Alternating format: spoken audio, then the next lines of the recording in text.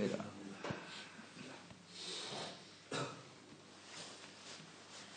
역대상 13장 9절에서 14절까지입니다. 9절로 14절 읽겠습니다. 기드온이 타작마당에 이르러서는 소들이 뜸으로 우사가 손을 펴서 궤를 붙들었더니 우사가 손을 펴서 궤를 붙듦으로 말미암아 여호와께서 진노하사 치심에 그가 자기 하나님 앞에서 죽으니라. 여호와께서 우사의 몸을 주셨으므로 다윗이 노하여 그곳을 베레스 우사라 부르니 그 이름이 오늘까지 이르니라. 그날에 다윗이 하나님을 두려워하여 이르되 내가 어떻게 하나님의 궤를 내 곳으로 오게 하리요 하고 다윗이 궤를 넘겨 자기가 있는 다윗성으로 메어 들이지 못하고 그 대신 가드 사람 오벳에돔의 집으로 메어 가니라. 하나님의 궤가 오벳에돔의 집에서 그의 가족과 함께 석 달을 있으니라. 여호와께서 오벳에돔의 집과 그의 모든 소리에 복을 내리셨더라. 아멘. 자기 본위의 신앙을 주의하라. 다윗이 왕이 된 후 가장 먼저 실행한 일이 사울 왕 시대에 기랏 여아림에 20년 동안 방치되어 있었던 하나님의 법궤를 예루살렘으로 모셔오는 것이었습니다. 사울 왕이 버림을 받은 이유는 하나님의 말씀을 버렸고요. 불순종했죠. 그리고 하나님께 묻지 않았기 때문이다 그랬어요. 역대상 10장 14절에 여호와께 묻지 아니하였으므로 여호와께서 그를 죽이시고 그 나라를 이새의 아들 다윗에게 넘겨주셨더라. 하나님께 묻지 않았다. 자기 마음대로 다스렸다는 겁니다. 자신의 뜻대로 자신이 옳다고 여기는 대로. 그 결과는 죽음이에요. 하나님이 죽이셨다 이렇게 말씀하시거든요. 죽이셨다고 하는 의미를 잘 묵상해야 돼요. 하나님과 우리의 관계가 단절됐다는 거 항상 생각하세요. 우리가 하나님께 묻지 아니하고 기도하지 아니하고 하나님의 말씀을 묵상하지 아니하고 하나님 말씀 모르고 기도 안 하면 자기 뜻대로 사는 거죠. 그렇지 않습니까? 형식적인 종교생활 아무 의미 없어요. 그거는요. 하나님의 말씀이 어떠하신가? 하나님의 뜻이 어떠하신가? 잘 모르면 기도하고 성령의 도우심을 구해야죠. 그런 삶이 없다면 자기 본의로 살아가게 되는 거예요. 그러니까 묻지 않죠, 더 이상. 오늘날은 인간의 지혜와 지식, 정보가 그냥 극에 달한 시대이기 때문에 하나님의 말씀은 없어도 하나님 몰라도 얼마든지 잘 살 수 있다고 생각해요. 오늘날 많은 성도들이 여기에 미혹되어 있죠. 그게 현실입니다. 그것은 곧 죽음이다. 사망이라는 거 잊지 말아야 돼요. 너희가 살았다 하는 이름은 가졌으나 실상은 죽은 자로다. 교회 안에 죽은 사람이 허다하죠. 허다합니다. 자기 뜻대로 살면 사망입니다. 다윗은 오랜 시간 연단을 통해서 하나님을 믿고 의지하는 겸손한 사람이었죠. 그래서 오직 하나님의 뜻대로 다스리시는 하나님의 나라를 세우려고 하는 열망이 있었기 때문에 이 법궤를 지금 예루살렘으로 옮겨오려고 하고 있는 것이고 그 일을 굉장히 기뻐했죠. 온 백성들과 함께 기뻐하고 있었다. 9절로 10절이죠. 다윗이 하나님을 향한 믿음과 열정과 기쁨이 있었는데 법궤를 옮겨오는 과정에서 불행한 일이 벌어졌어요. 예견되었던 일이기도 하고요. 하나님께서 그 백성들 가운데 일어나는 그 모든 일들은요, 절대 우연이 아니고요, 이상한 일도 아니에요. 다 하나님이 말씀하신 대로 일어나는 거예요. 충분히 예견될 수 있는 일입니다. 여러분 잘 생각하세요. 우리의 인생에 벌어지는 불행한 일은요, 우연히 갑자기 발생한 게 아니에요. 하나님과 우리의 관계가 잘못되어 있기 때문에 발생하는 거예요. 그게 분명해요. 세상 사람들은 다 그것을 불행하다, 이렇게 우연히 발생한 것이라 생각하겠지. 그러나 하나님의 자녀들의 삶에는 절대 우연이 없어요. 이런 것도 묵상할 필요가 있고요. 수레에 법궤를 싣고 가던 도중 예견된 일 아니겠습니까? 하나님 말씀대로 안 하고 있잖아요, 지금. 수레에다 법궤를 싣다니. 소가 뛰죠. 그러니까 놀래서 우사가 그걸 잡았단 말이에요. 법궤를. 발생할 수 있는 일이죠. 충분히 예견될 수 있는 일이고. 손으로 잡았더니 하나님께서 진노하셨다 그랬어요. 진노하시고 치심에 우사는 하나님 앞에서 죽고 말았다. 하나님 앞에서 죽었어요. 하나님이 하셨다는 거죠. 이 일은 우연이 아니에요. 하나님이 하신 일이에요. 그래서 법궤를 예루살렘으로 옮기려고 하는 다윗의 마음, 또 하나님께서 다스리시는 하나님의 나라를 세우려고 하는 순수한 열정임을 하나님이 아시겠죠. 모르실 리가 없죠. 그래서 온 백성들과 함께 지금 즐거워하고 있는데 하나님이 왜 이렇게 우사를 그 자리에서 그냥 즉사하게 만드셨나. 찬물을 끼얹은 거죠. 수레로 법궤를 옮기는 일, 이건 뭐 하나님의 법을 어긴 겁니다.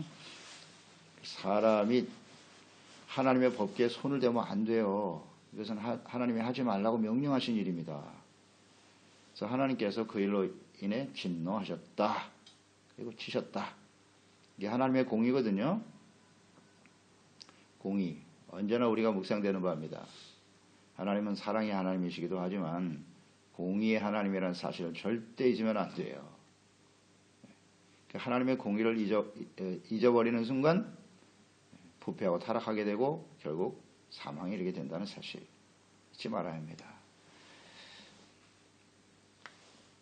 하나님의 공의가 나타나신 겁니다. 여기에 하나님을 섬기는 일, 하나님의 명령과 하나님의 뜻대로 해야 된다는 거. 우리가 율법서를 묵상하면서 충분히 배운 거죠. 절대로 자기의 뜻대로 하나님을 섬겨서는 안 된다. 하나님의 말씀대로 주님의 뜻대로 하자. 민수기 4장 15절이잖아요. 진영을 떠날 때에 아론과 그의 아들들이 성소와 성소의 모든 기구 없는 일을 마치거든 고핫 자손들이 와서 맬 것이니라. 그러나 성물은 만지지 말라 그랬습니다. 그들이 죽으리라. 회막 물건 중에서 이것들은 고핫 자손이 맬 것이며 고핫 자손만이 그걸 맬 수 있어요. 어깨로 매서 이동하게 되어 있습니다. 그리고 성물에 손을 대면 죽습니다. 죽는다 그랬어요. 하나님께서. 우사가 법궤를 만짐으로 죽임을 당한 일은 하나님께서 그 순간에 특별히 다윗에게, 우사에게, 그들에게만 진노하셨기 때문이 아니에요. 이미 죽으리라고 말씀하셨고 그 하나님의 말씀대로 행하시는 거예요. 행하시는 겁니다. 이걸 우린 잘 묵상해야 돼요. 하나님의 말씀과 뜻대로 되어진다. 즉 하나님의 말씀은 진리라는 것이고요. 어떤 상황에 따라서 하나님이 좀 봐주시겠지. 내가 기쁜 뜻으로 법궤를 옮기고 있으니까 이 정도 실수는 봐주실 거야. 물론 그러실 수도 있어요. 하나님의 긍휼과 자비로 대충 넘어갈 수도 있겠으나 지금 상황 그런 상황이 아니에요. 다윗이 왕이 되어 가장 먼저 법궤를 옮기고 있는 상황이거든요. 그러면 그 목적과 의도가 뭐겠습니까? 모든 백성들 앞에 이스라엘의 하나님, 이스라엘 다스리신 분은 하나님이십니다. 우리가 하나님의 법궤를 옮겨 두렵고 떨리는 마음으로 하나님을 경외하고 섬기는 백성이 됩시다. 이게 진정한 의도일 거란 말이죠. 그렇게 그런 마음을 가지고 그런 목적과 이유를 가지고 지금 법궤를 옮기는 사람들이 하나님의 법을 어기고 있습니까? 그게 정당화될 수 있나요? 우리 이런 생각을 종종 하잖아요. 하나님 앞에 목적을 두고 내가 하나님께 영광을 돌리고 우리가 이 일을 통해서 어떤 사업을 통해서 어떻게 해서 하나님께 영광을 돌리겠습니다. 하나님의 나라를 세우고. 그런데 불의를 행합니까? 그게 정당화될 수 있다고 생각하나요? 그렇게 생각하는 사람들이 많죠.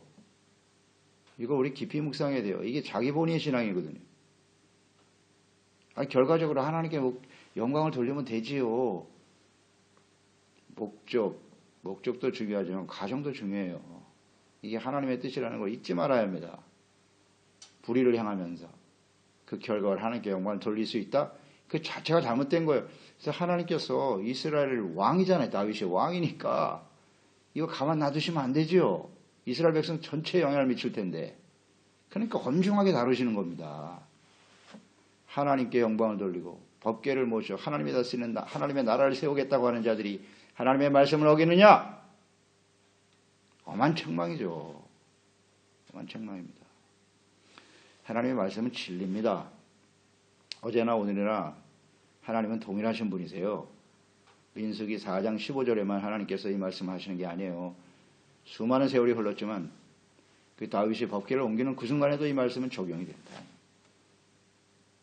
오늘 그 이후에 수많은 시간이 흘러 오늘 우리가 하나님의 자녀가 되었는데요. 오늘 우리에게도 동일하게 적용되는 겁니다. 하나님의 뜻은 절대 변하지 않아요. 바주시 같지 오늘 신약시대 예수님이 십자가에 못 박히셔 피 흘려 죽으심으로써 우리를 용서해 주셨으니까 바주시 같지 그렇지 않습니다.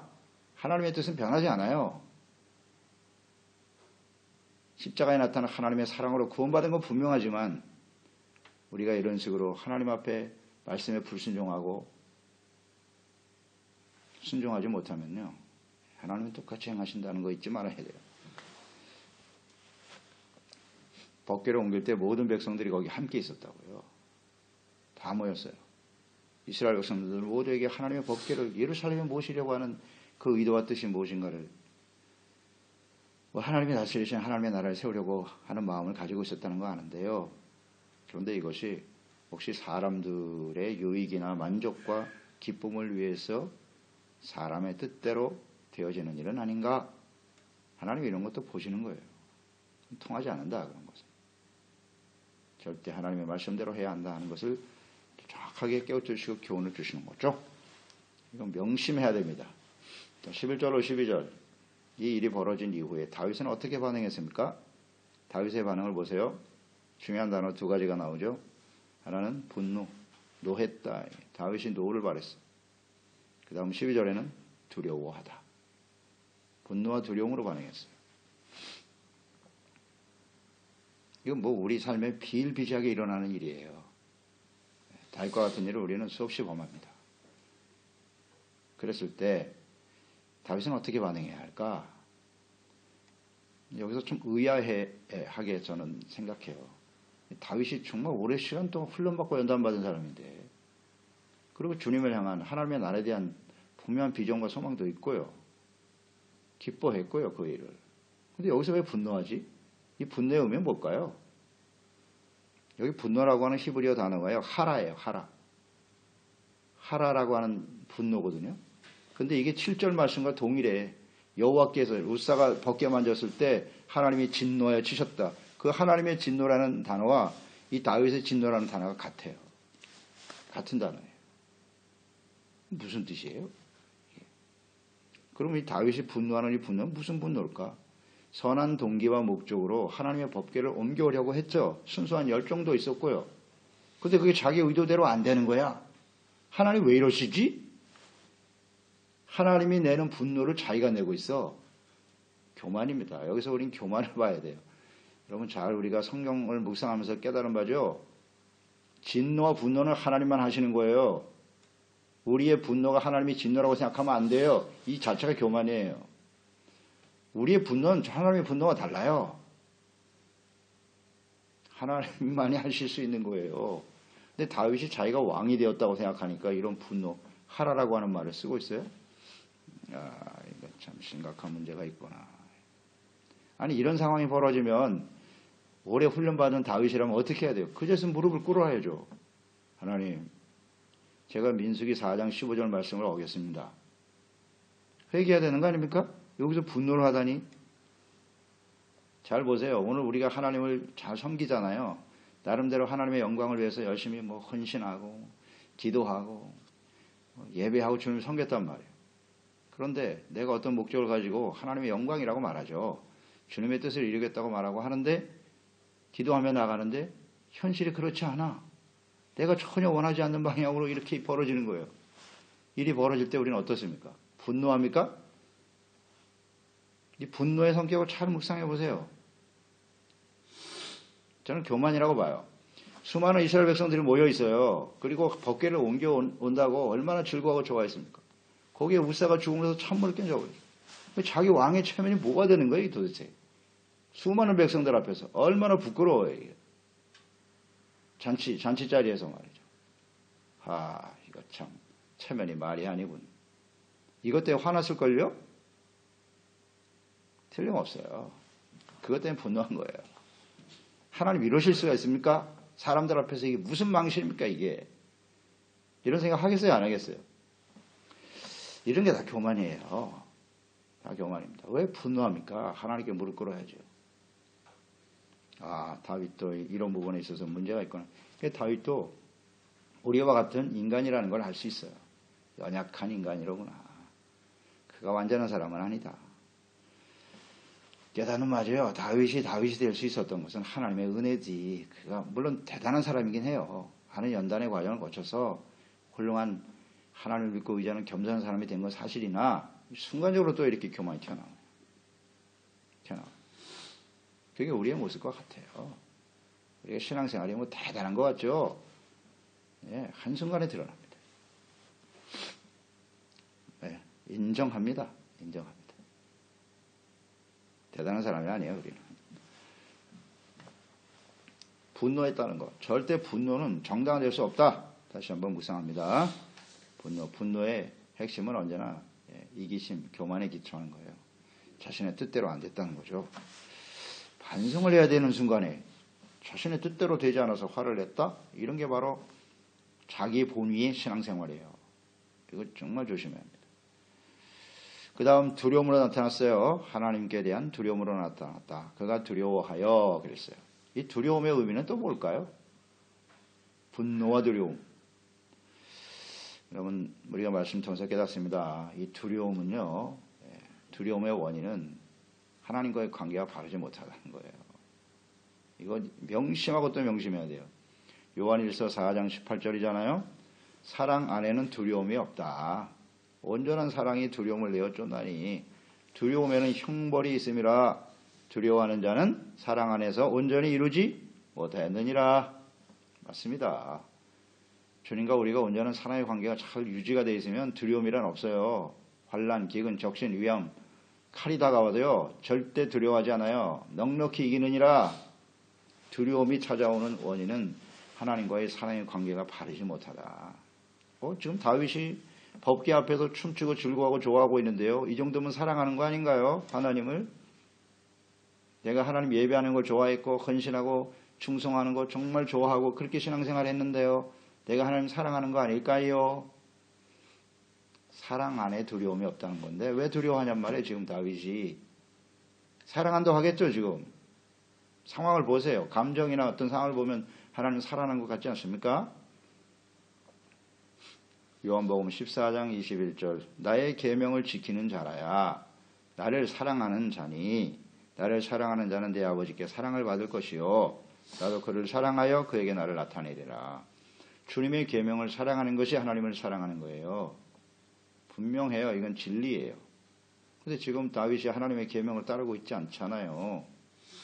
그러면서 하나님을 사랑한다고 그 앞에서 아무리 춤추고 즐거워해도 아니다. 그러니까 두려움이 찾아오는 거예요. 내 생각과 뜻대로 되지 않고 죄악된 길에는 하나님과의 사랑의 관계를 유지할 수 없단 말이에요. 그러니까 두려움이 찾아오는 거예요. 분노, 두려움의 감정을 잘 묵상하시기 바랍니다. 우리 마음속에 이런 것이 있다면 빨리 하나님의 말씀으로 돌아가야 돼요.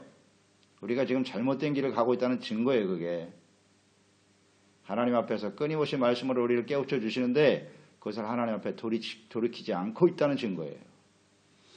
끝까지 자기 생각으로 자기 본위의 신앙생활 이게 옳지 이게 뭐가 잘못됐어 이렇게 그걸 안 내려놔요. 끝까지 하나님이 잘못됐다고 계속 말씀을 통해서 깨우쳐 주시는데 그러니까 분노가 일어나는 거예요.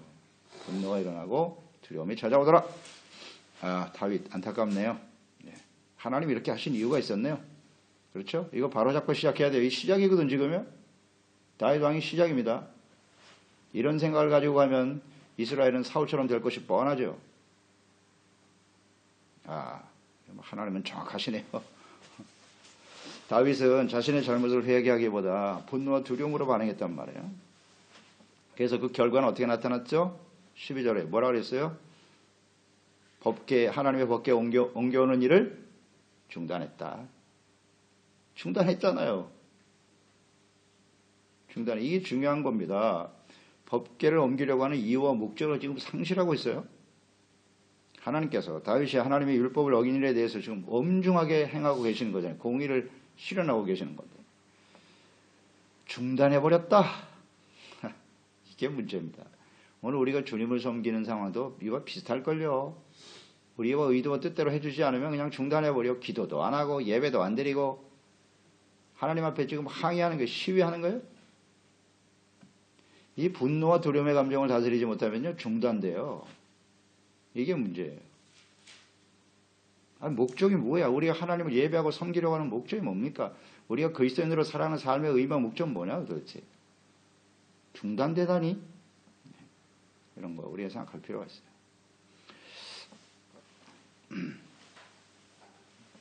이게 자기 본위 신앙의 어떤 결과 이런 것으로 우리가 묵상할 필요가 있어요.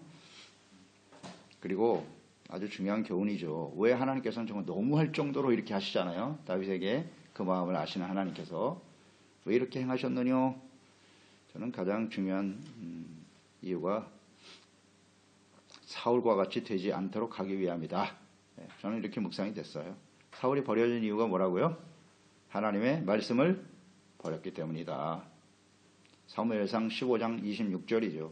사무엘이 사울에게 이르되 나는 왕과 함께 돌아가지 아니하리니 이는 왕이 여호와의 말씀을 버렸으므로 여호와께서 왕을 버려 이스라엘의 왕이 되지 못하게 하셨음이니이다. 사울이 하나님의 말씀을 버려서 그 불순종한 결과가 하나님께 버려지고 사망에 처한 것이거든요. 그러면 사울이 지금 하나님 앞에 범죄한 거, 그 제물을 제사장이 드려야 될 걸 자기가 드렸단 말이에요. 아말렉과의 전쟁에서 다 죽이라고 했는데 자기 뜻대로 살려왔죠. 사울이 지금 범하고 있는 죄와 다윗이 하나님의 법궤를 고할 사람들 레위 자손들이 메고 와야 할 일을 수레에 메고 왔다. 뭐가 다릅니까? 같은 거예요. 하나님의 율법을 똑같이 어기고 있어요. 지금 하나님의 말씀을 버리고 있다고요. 뭐 어떤 건 되고 어떤 죄는 용납이 되고 어떤 죄는 용납이 안 되나요? 하나님의 공의는 분명해요. 같아요. 사울이 범한 죄나 다윗이 범한 죄나 같단 말이에요. 하나님 앞에서는. 그러니까 이걸 엄하게 다루셔야죠. 다윗이 정신이 바짝 났겠죠. 이 일로 인해서. 그래서 그는 굉장히 낙심했을 것 같아요. 아, 하나님이 나를 기뻐하시지 않나 보다. 하나님한테 시험이 드는 거예요. 왜 나에게 이렇게 대하시나? 하나님이 나를 사랑하지 않으시나? 내가 왕이 되는 걸 기뻐하지 않으시나? 이런 근본적인 회의를 가지면 안 돼요. 다윗이 그래서 3개월 동안 그걸 메워오지 않고 중단하고 오벳 에돔의 집에 주었다는 거 아니에요. 13절 14절에. 그러니까 하나님이 오벳 에돔의 집에 엄청난 복을 주셨어요. 그의 가족과. 두려웠죠. 그 법궤를 모시고 있는 것 자체가 두려움이고 그렇기 때문에 법궤를 모셔오지 말아야겠다 이렇게 결단을 내렸는데 다윗이. 근데 오벳 에돔에 3개월 있었는데 온 가족이 그로 인해서 복을 받는다는 소식을 듣게 되는 거죠. 이거 어떻게 된 거지? 오벳 에돔의 집은 복을 주시고 왜 나에겐 이렇게 하시나? 거기서 비로소 깨닫게 되는 거예요. 아, 이게 내가 하나님 앞에 말씀대로 순종하지 못했구나. 깨닫는 것이 은혜죠. 그래서 뭐 계속 역대상에는 언급이 되어 있지 않는데요. 사무엘하 6장 11절 13절이죠. 사무엘하에 여호와의 계가 가드 사람 오벳 에돔 집에 석 달을 있었는데 여호와께서 오벳 에돔과 그의 온 집에 복을 주시니라. 어떤 사람이 다윗 왕에게 아뢰어 이르되 여호와께서 하나님의 계로 말미암아 오벳 에돔의 집과 그의 모든 소유에 복을 주셨다 한지라. 이에 다윗이 가서 하나님의 궤를 기쁨으로 메고, 이제 메잖아요. 메고 오벳 에돔의 집에서 다윗 성으로 올라갔다. 깨닫는 거죠. 하나님이 공의를 행하실 때 이 하나님에 대해서요, 이 다윗처럼 이렇게 시험이 들면 안 돼요. 하나님이 공의로 행하실 때는 아, 내가 무슨 잘못을 했나 돌이켜봐야죠. 이 절대적인 교훈이잖아요. 돌이켜보고 내가 잘못된 부분이 뭐지? 하나님의 말씀대로 순종하지 못한 부분은 무엇인가를 생각하고 회개하고 돌이킬 생각을 해야지. 분노하고 두려워하고 섭섭해하고 절대 안 됨. 아, 이거 참 쉽지 않죠. 그래서 이걸 똑바로 가르쳐줘야 돼요. 어려움 당하고 있는 사람한테 소금을 뿌리는 것처럼 그 사람에게는 아프게 느껴지겠지만 그 문제를 해결하기 위해서는 이런 일이 잘못됐어요. 이걸 바로 잡아야 해요. 라고 말해줘야 되는 거예요. 그게 진짜 그 사람을 사랑하는 거고 하나님과의 관계를 바르게 세워가는 것 아닐까요? 예. 여기서 지금 분노하고 두려워하고 하나님 밖에 모셔오는 일을 중단해버린 다윗에게 말이죠. 위로해준답시고 말이죠. 아무리 인간적인 말을 해봐야 소용없어요. 왕이 행한 일은 정당합니다. 하나님이 이상한 분인 것 같습니다. 말이 됩니까? 이런 소리를 한다는 게. 대부분 사람들이 우리도 그렇지만 이렇게 스스로를 위로하려고 그래요. 나는 잘못한 게 없는데 하나님이 너무하시네 이렇게. 교회와 성도들이 뭐 그래. 이런 게 바로 자기 본위 신앙이에요. 이거 정말 조심해야 됩니다.